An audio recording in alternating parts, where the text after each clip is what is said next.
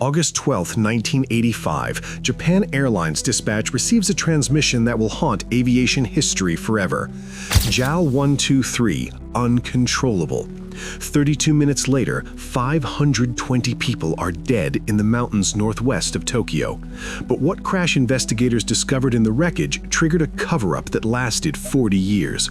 The rear pressure bulkhead didn't just fail, it failed because of a repair performed 7 years earlier by Boeing engineers who knew it was defective and certified the aircraft anyway.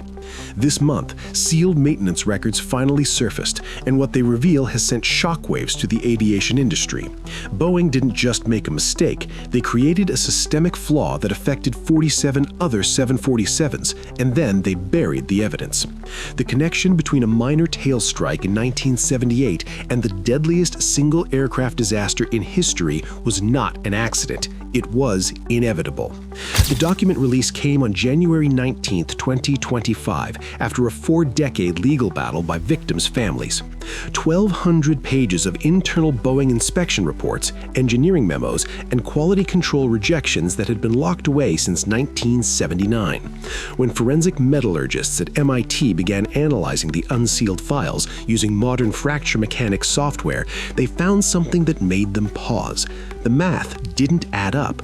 Boeing's repair of the pressure bulkhead after the 1978 tail strike used a single-row splice plate. FAA regulations required a double-row design for that structural location. The difference in load-bearing capacity? 30%. Boeing had installed a repair rated for 70% of the required strength and then certified the aircraft as airworthy.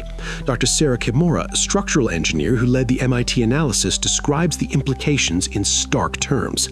This wasn't a marginal error. The repair created a deliberate stress concentration point in the most critical pressure vessel on the aircraft. Every pressurization cycle brought that bulkhead closer to catastrophic failure. It was a countdown, and Boeing knew it. But here's what the newly released records expose. Boeing's own quality control engineers rejected the repair, not once, 3 times. Internal memos dated April through June 1979 show inspectors flagged the single-row splice as non-compliant with drawing specifications and inadequate for cyclic loading. Each rejection was overwritten by management. The final memo, dated June 23, 1979, contains a single handwritten note in the margin. Approved for service, reinspection not required. The aircraft returned to commercial operation 5 days later. Let's rewind to where this nightmare began. June 2, 1978. Japan Airlines Flight 476, the same Boeing 747 that would later become Flight 123, suffers a tail strike during landing at Osaka International Airport. The tail section strikes the runway during a botched approach, buckling the aft pressure dome. It's not a catastrophic event. Tail strikes happen. The damage is repairable. Boeing sends a repair team from their Everett facility to supervise the fix. According to standard procedure, the repair requires removing the damaged section of the pressure bulkhead and installing a reinforcement doubler plate secured with 2 rows of rivets. The 2-row design distributes stress across a wider area, preventing crack propagation during the thousands of pressurization cycles a commercial airliner endures. But Boeing's team in Osaka deviated from that procedure. Instead of the required 2-piece splice plate, they installed a single continuous plate. Instead of 2 rows of rivets, they used 1. The repair took half the time, it used half the fasteners, and it created a weak point that would grow with every flight. Flight JA8119 returned to service on June 25, 1978. Over the next 7 years, it completed 4,592 pressurization cycles. Every takeoff and landing flexed that bulkhead. Every cycle opened the microscopic cracks a little wider. Metallurgical analysis of the recovered wreckage shows the fracture initiated at the exact location where Boeing's single-row splice ended. The crack grew in a textbook fatigue pattern, following the rivet line like a perforated edge. By August 1985, the crack had propagated 70% of the way around the bulkhead circumference. August 12, 1985, 6:12 p.m. local time. Flight 123 departs Tokyo Haneda Airport bound for Osaka. On board are 509 passengers and 15 crew. 12 minutes into the flight, at 24,000 feet, the rear pressure bulkhead disintegrates. The explosive decompression is instantaneous. Cabin air blasts through the failed bulkhead into the unpressurized tail section with the force of a bomb. The vertical stabilizer rips away. All 4 hydraulic systems routed through the tail sever simultaneously. The cockpit voice recorder captures the moment. A massive bang, alarms screaming. Captain Masami Takahama's voice, steady but urgent, hydraulic pressure all lost. What happens next defies every principle of aeronautical engineering. For 32 minutes, Captain Takahama and his crew attempt to control a 747 with no flight control surfaces, no ailerons, no elevators, no rudder. They use asymmetric engine thrust, varying power between the 4 engines to influence pitch and turn. The aircraft enters a series of phugoid oscillations, porpoising up and down in 1,000-foot swings. The flight data recorder shows airspeed fluctuating between 180 and 340 knots, altitude varying between 7,000 and 24,000 feet. The crew is performing a feat that Boeing's own simulator training later proved was aerodynamically impossible. They keep the aircraft flying for 32 minutes, but they cannot prevent the inevitable. 6:56 p.m. Flight 123 impacts the southwest ridge of Mount Takamagahara at an altitude of 5,000 feet. The Boeing 747 disintegrates on contact. Wreckage scatters across a 2-kilometer debris field in one of Japan's most remote mountain ranges. Rescue teams do not reach the crash site until the following morning. Of the 524 people on board, 520 are dead. 4 survive. The Japan Transport Safety Board investigation begins within hours. It takes investigators 18 months to reconstruct what happened. When they trace the failure back to its origin, they find Boeing's 1978 repair: the single-row splice plate, the stress concentration, the propagating crack.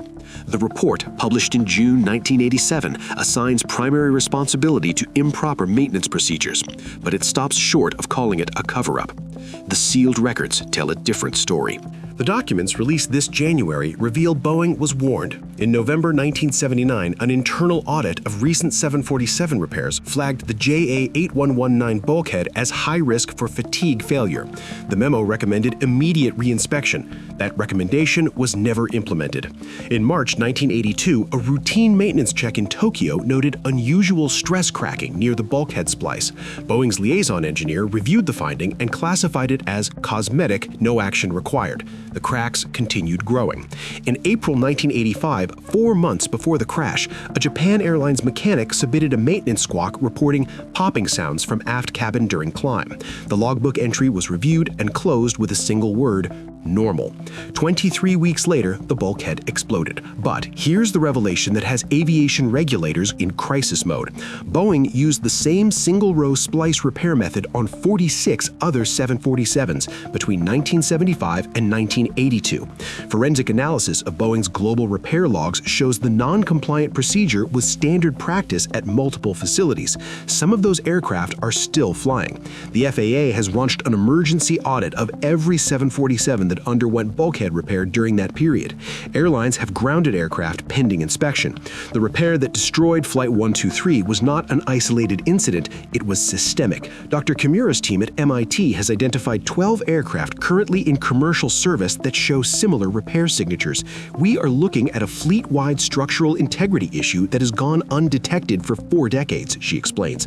The pressurization cycles these aircraft have accumulated since their repairs put them in the same failure window the JA8119 entered in 1985. We are not talking about theoretical risk. We are talking about immediate, quantifiable danger. The families of Flight 123's victims have filed a class action lawsuit against Boeing. The suit alleges deliberate concealment of known defects, falsification of inspection records, and gross negligence, resulting in 520 deaths. Boeing's legal team has declined to comment on pending litigation, but the released documents speak for themselves. 3 quality control rejections projections, overwritten by management, an internal audit warning ignored, stress cracking reports dismissed as cosmetic. The pattern is unmistakable. The implications extend beyond Boeing. Aviation safety protocols worldwide are built on the assumption that manufacturers self-report defects through transparent internal auditing.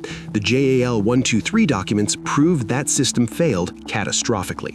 When profit and safety conflict, and when oversight relies on corporate honesty, passengers become test subjects. 520 people paid the price for that failure in August 1985. The question now is whether we have learned anything in the 40 years since, or whether there are more compromised aircraft, more hidden records, more disasters waiting to happen because someone chose to approve a defective repair and bury the evidence. If you found this investigation eye-opening, hit subscribe. We're uncovering more stories where the official narrative hides the truth.